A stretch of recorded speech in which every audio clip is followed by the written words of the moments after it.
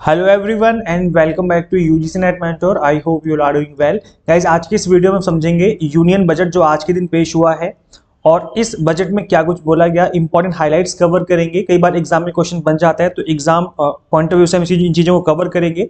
Paper one में chances कम रहते हैं इस तरह की क्वेश्चन बनने के, लेकिन जो गवर्नमेंट स्कीम लॉन्च हुई हैं जो इस बजट में मेंशन करी गई हैं वहां से क्वेश्चन बन सकते हैं पेपर वन के अंदर। और इसके अलावा अगर आप कॉमर्स, इकोनॉमिक्स या कुछ ऐसे सब्जेक्ट से बिलोंग करते हो जिसका बजट से लेना देना है तो फिर आपको जरूर इस वीडियो को कंप्लीट एंड तक जरूर देखना चाहिए। तो चलिए स्टार्ट करते हैं और डिस्कस करते हैं। अभी तक चैनल को सब्सक्राइब नहीं किया सो मेक श्योर आप इस चैनल को सब्सक्राइब कर लें ताकि आपको अपकमिंग वीडियोस के सभी नोटिफिकेशन मिलते रहे। यहाँ पर हम आपको करंट अफेयर्स भी कवर करवा रहे हैं फॉर यूजीसी नेट एग्जाम, तो आप इन सभी लेक्चर्स को जरूर देख लेना इस चैनल पर विजिट करके। ओके, सो सबसे पहले हम बात करेंगे जो बजट का स्लैब रेट बना दिया गया है अभी। इस बार जो टैक्स रेट का स्लैब रेट है, जो टैक्स स्लैब रेट है इस बार का, वो है आपका 0 to 3 लाख का नील है। मतलब अगर आप एक साल में पूरे ईयर काम करते हो और आपकी इनकम 3 लाख से कम रहती है तो ऐसे में आपको बिल्कुल भी टैक्स नहीं देना, 0% टैक्स देना पड़ेगा आपको। सो इसके बाद जो नेक्स्ट स्लैब है that is 3 to 6 lakh rupees और यहाँ पर जो टैक्स रेट है that is 5%। Then 6 to 9 lakh rupees यहाँ पर आपको 10% का टैक्स देना पड़ेगा इस स्लैब रेट में। देन 9 to 12 लाख में 15% का स्लैब रेट है और देन उसके बाद 12 to 15 लाख में आपका 20% का टैक्स रेट है। देन ओवर 15 लाख अगर आप अर्न करते हो तो मोर देन 30% और उसके ऊपर प्लस सरचार्ज आपको पे करना पड़ता है। तो गाइज यहाँ पर ये जो स्लैब रेट है इसको फॉलो किया जाएगा इस ईयर। इसके अलावा गाइज अभी हम समझ लेते हैं कि गवर्नमेंट की वो स्कीम जो कि आपको समझनी जरूरी है और गवर्नमेंट स्कीम जो कि एग्जाम में पूछ ली जाती है, इसलिए मैं आपको इन चीज़ों को पहले इन चीज़ों को कवर करवा देता हूँ। तो गवर्नमेंट की जो स्कीम एक तो मिष्टी करके है, एक है अमृत धरोहर, एक है पीएम प्रणाम करके। तो ये जो इनिशिएटिव्स लिए हैं गवर्नमेंट ने, ये कंजर्वेशन को लेकर के लिए गए हैं। और जैसे कि आप सभी को पता है कि पीपल डेवलपमेंट इन्वायरमेंट में इस तरह के जो क्वेश्चन है वो हमारे एग्जाम में पूछ लिए जाते हैं। तो गाइज यहाँ पर जो मिष्टी है इसकी फुल फॉर्म है mangrove initiative for shoreline habitats and tangible income. तो Mishti is a new programme that will facilitate mangrove plantation along India's coastline and on salt pan lands. तो गाइज यहाँ पर जो पानी के किनारे जो होते हैं ना पेड़ पौधे लगे होते हैं उनको मैंग्रोव वन कहते हैं, जो कि पानी में उनकी कुछ हिस्से पानी में होते हैं, कुछ पानी के बाहर होते हैं, इस तरीके की चीजें रहती हैं। तो जो कोस्ट लाइन है ना, जो समुद्र के किनारे हैं, जो नदी के किनारे, यहाँ पर मैंग्रोव प्लांटेशन का जो है एक स्कीम गवर्नमेंट ने स्टार्ट करी, मिष्टी स्कीम, जिसमें यहाँ पर प्लांटेशन करी जाएगी। इसके अलावा पीएम प्रणाम करके एक स्कीम है। ये क्या है? Prime minister programme for restoration awareness nourishment and amelioration of mother earth. तो अर्थ को ठीक करने के लिए, आई मीन जो मिट्टी है उसको ठीक करने के लिए अब गवर्नमेंट ने यहाँ पर प्लान किया कि केमिकल फर्टिलाइजर्स का यूज ना करके अगर हम ऑल्टरनेट इसके देखें, ऑल्टरनेट फर्टिलाइजर्स में क्या आते हैं जिसमें जो हम कह सकते हैं जैव जो खाद नहीं होती, जो गाय के गोबर की खाद होती है या फिर कुछ ऐसे चीज़ों से बनाई जाती है, उसको यूज किया जाएगा। So this programme will seek to incentivise states and union territories promoting alternate fertilisers and the balance use of chemical fertilisers. तो इसका यूज कम किया जाए और जो ऐसे फर्टिलाइजर्स हैं जो कि जैविक हैं, खाद से बने, आई मीन गोबर से बने हैं या फिर अदर चीज़ों से बने हैं, तो उनका जो यूज बढ़ाया जाए। तो पीएम प्रणाम करके जो है ये स्कीम है। इसके अलावा एक स्कीम है यहाँ पर पीएम भारतीय प्राकृतिक खेती बायो इनपुट रिसोर्स सेंटर। तो इसके अंदर 10,000 बायो इनपुट रिसोर्स सेंटर बनाए जाएंगे, creating a national level distributed micro fertiliser and pesticide manufacturing network. तो यहाँ पर ये भी एग्रीकल्चर से रिलेटेड ही स्कीम जो है स्टार्ट करी गई है। नेचुरल फार्मिंग के लिए जो है स्कीम को बनाया गया है कि प्राकृतिक तरीके से फार्मिंग करी जाए।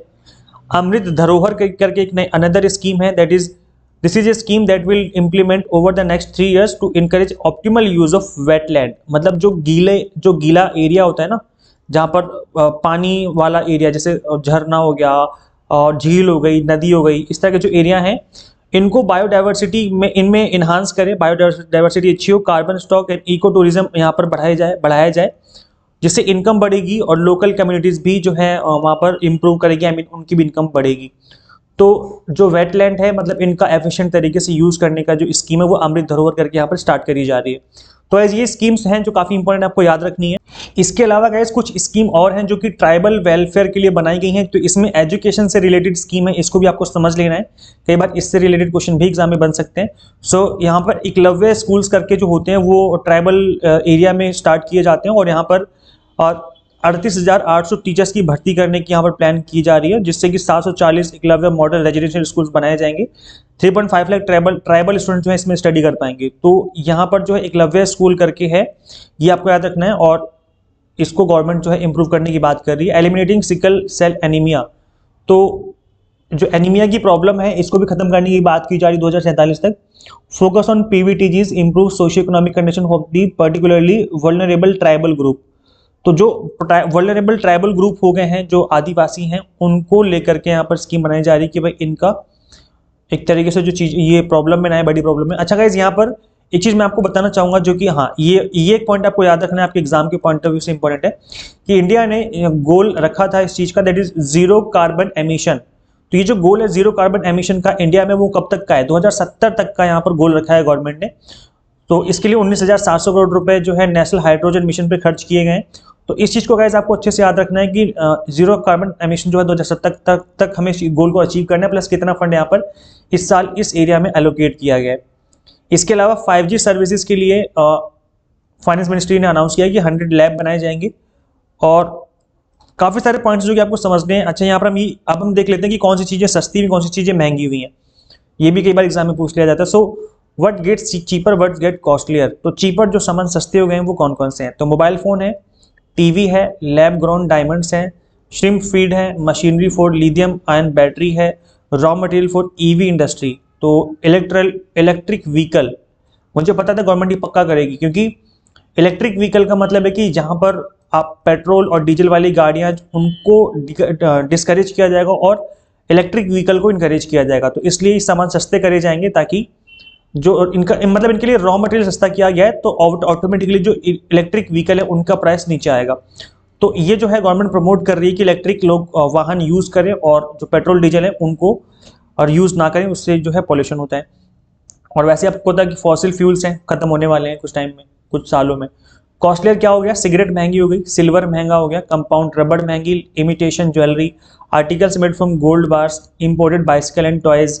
इंपोर्टेड सामान जो महंगे हो गए। इंपोर्टेड सामान तो ऐसे महंगे कर दिए जाते हैं बिकॉज इन पे कस्टम ड्यूटी देनी पड़ती है, तो ये सामान जो है गवर्नमेंट इन पे लेती है। अच्छा, यहाँ पर एक चीज याद रखना कि जो इंपोर्टेड लग्जरी कार्स हैं और इलेक्ट्रॉनिक ये जो आपका इलेक्ट्रिक व्हीकल्स हैं, इलेक्ट्रिक व्हीकल समझ रहे हो, तो जो इंडिया में बनेंगे इलेक्ट्रिक व्हीकल्स वो सस्ते हुए हैं। जो बाहर से अगर आप इंपोर्ट करोगे इलेक्ट्रिक व्हीकल तो वो महंगे हो गए हैं, वहां पे तो आपको टैक्स देना ही पड़ेगा। तो यहाँ पर गवर्नमेंट ये भी चाह रही है कि हमारी इंडिया में ही इनका मैन्युफैक्चरिंग हो। इसके अलावा गाइस यहाँ पर टैक्स रेट बढ़ाए गए हैं कुछ चीजों पर, इन पे एक्स्ट्रा टैक्स लिया जाएगा। तो ये आप देख सकते हो, basic custom duty on crude and glycerine reduce to 2.5%। अच्छा, यहाँ पर बहुत देखो, बजट बहुत लंबा चौड़ा होता है, कोई ऐसा नहीं कि एक ही टाइम में मैं आपको सब कुछ पढ़ के सुना दूंगा। जो इंपॉर्टेंट चीजें हैं मैंने वो कवर कर दी हैं, बाकी आप एक बार खुद से भी गो थ्रू कर लेना चीजें, है ना। मैं आपको ये रिकमेंड करूंगा एक बार खुद भी पढ़ लेना चीजों को। अच्छा, यहाँ पर एक दो चीजें ये हैं, that is maximum deposit limit for senior citizen saving scheme जो है वो 35 लाख कर दी गई, 15 लाख से बढ़ा करके। Monthly income scheme limit double two 9 lakh from 15 lakh for joint account. तो इस तरीके की बहुत सारी स्कीम है जो कि गवर्नमेंट ने यहाँ पर अनाउंस करी हैं। अच्छा, यहाँ पर एक चीज जो गवर्नमेंट ने बहुत अच्छी करी, that is capital investment. Capital investment government ने काफी अच्छे से प्लान किया है, इसमें काफी अच्छा खासा पैसे खर्च किया गया, चाहे वो रेलवे हो चाहे अदर चीजें हो। तो इससे गाइस क्या होता है कि जब गवर्नमेंट कैपिटल इंफ्रास्ट्रक्चर डेवलप करती है, कैपिटल इन्वेस्टमेंट करती है, तो उससे क्या होता है गाइस, इससे ये बेनिफिट मिलता है कि उसके आसपास जो चीजें होती हैं वो भी डेवलप करती हैं। जैसे एग्जांपल के लिए नए हाईवे बना रही है गवर्नमेंट, या रेलवे के नए रूट बना रही है, तो वहां पर बहुत बड़े लेवल पे एडवांटेज मिलते हैं। देखो, जो रेलवे की नई लाइन बनेगी उसमें एम्प्लॉयमेंट बढ़ेगा, नए लोग चाहिए होंगे काम करने के लिए, है ना। ट्रेन के लिए नए लोग चाहिए, नए बॉक्सेस नए कोचेस बनेंगे, सब कुछ नया नया होगा। प्लस जहां पर भी ये ट्रेन के रूट बनेंगे ना, उसके आसपास लोगों को नौकरियां मिल जाती हैं। नौकरी इन द सेंस कि लोग अपनी खुद की दुकान स्टार्ट कर लेते हैं ना, पानी बेचना स्टार्ट कर देते हैं, कोल्ड ड्रिंक बेचना स्टार्ट कर देते हैं, मतलब 10 तरह के और काम स्टार्ट हो जाते हैं वहाँ आसपास।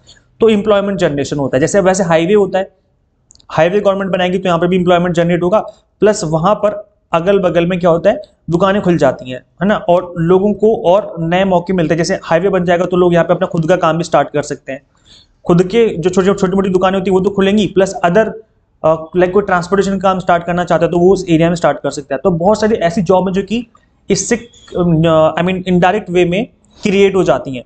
तो इंफ्रास्ट्रक्चर डेवलप करना एक बहुत ही इंपॉर्टेंट काम रहता है गवर्नमेंट का, और इस बार उन्होंने बहुत बड़े लेवल पे यहाँ पर इन्होंने अनाउंस किया। देखते हैं क्या रहता है। इसके अलावा प्रधानमंत्री कौशल विकास योजना 4.0, इसको 4.0 भी कह सकते हो, ये भी इस बार गवर्नमेंट लॉन्च करने वाली है इस ईयर। तो देखते हैं इसके अलावा क्लीन एनर्जी को लेकर के यहाँ पर गवर्नमेंट ने काफ़ी सारे अनाउंसमेंट किए हैं। तो एक बार क्लीन एनर्जी का अनाउंसमेंट आपको बता दी कि 2070 तक जो है गवर्नमेंट ने प्लान किया था कि हमें खत्म करना है, मतलब कार्बन को हमें एमिशन बंद कर देना है। तो नेशनल ग्रीन हाइड्रोजन जो मिशन है उसके लिए 19,700 करोड़ रुपए यहाँ पर गवर्नमेंट ने अलॉट किए हैं। ठीक है, बाकी चीज़ें मैंने आपको कवर करवा दी हैं, और एक बार खुद से भी चीज़ें गो थ्रू कर लेना। ईज ऑफ डूइंग बिजनेस जो है, अगर बिजनेस करना चाहते हो तो यहाँ पर विवाद से विश्वास 2 करके एक स्कीम है जो कि लॉन्च करी गई है, जो डिस्प्यूट रिड्रेसल के लिए है। अगर डिस्प्यूट होता है कमर्शियल डिस्प्यूट तो उसके लिए पैन, जो आपका पैन नंबर होता है वो डिजिटल सिस्टम ऑफ फॉर और गवर्नमेंट एजेंसीज में आप उसको as a common identifier use किया जाएगा। तो ये एक ईजी है, बिकॉज इंडिया में क्या है कि डॉक्यूमेंटेशन बहुत ज़्यादा होता है, और इसको जितना कम कर देगी गवर्नमेंट उतना अच्छा है ना। तो ऐसे बहुत सी चीज़ें गवर्नमेंट ने करी है यहाँ पर, एक बार खुद भी पढ़ लेना आप लोग। तो गाइस ये कुछ इंपॉर्टेंट स्कीम्स हैं। डिजिटल सर्विसेज में गवर्नमेंट ने 5G सर्विसेज के लिए 100 लैब बनाने का प्लान किया है। यहाँ पर जो डिजी लॉकर सर्विसेज थी याद है आपको, जहाँ पर गवर्नमेंट के जो डॉक्यूमेंट होते हैं वो आप डिजी लॉकर से डाउनलोड कर सकते हैं, जैसे आधार कार्ड हो गया, ड्राइविंग लाइसेंस हो गया, आपकी 10th-12th की मार्कशीट हो गई।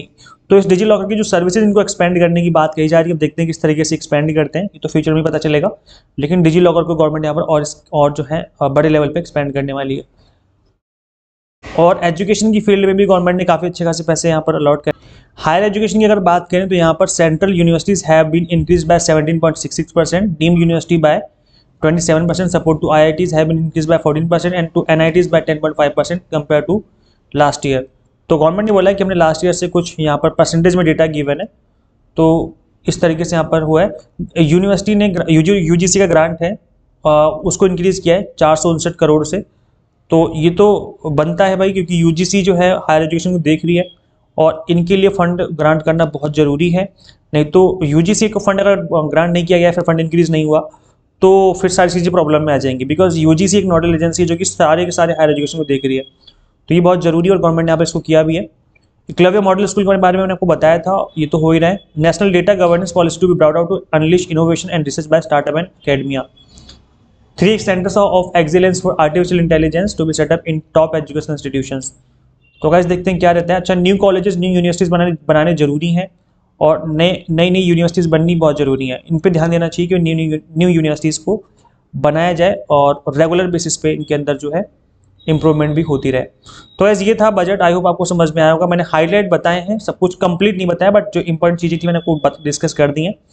अब आपको करना क्या है, इस वीडियो को ज़्यादा से ज़्यादा शेयर जरूर कर देना सभी फ्रेंड्स के साथ, और अगर आपके मन में कोई डाउट है, कुछ पूछना है, तो कमेंट जरूर कर देना, वहाँ पे रिप्लाई करके मैं आपकी हेल्प कर दूंगा। गाइस इस लेक्चर में इतना ही, फिर मिलते हैं हम लोग नेक्स्ट क्लास में। Till then keep watching UGC NET mentor. Thank you so much.